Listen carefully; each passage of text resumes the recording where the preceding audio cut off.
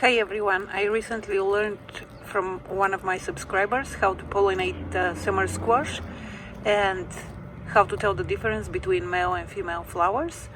So I'm gonna start with this. As you can see, this one is being pollinated, but I will show you a couple of ways that you can do it. First, I'm gonna start with how we can tell the difference between male and female flower. So the male flowers have very long and skinny stems, as you can see over here, and usually they are a lot more than the female flowers. So I'm gonna switch to a female flower now.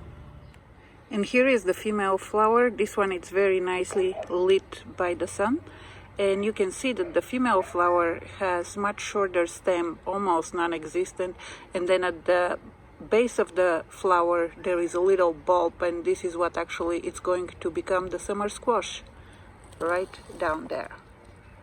And now we're gonna switch to pollinating. Two ways to pollinate them. Well, there are basically three ways of pollinating. The first one is to just let the little bugs do their job, but to make sure that you get squash, you can hand pollinate, and I'll show you the two ways now. The first thing you can do is just take a regular Q-tip or brush and then go inside the male flower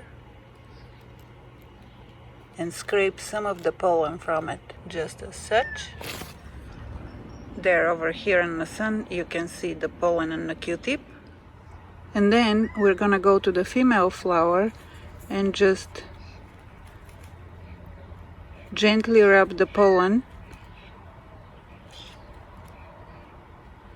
around, very, very gently. And that's it. Our girl is pollinated, and now we should expect summer squashes.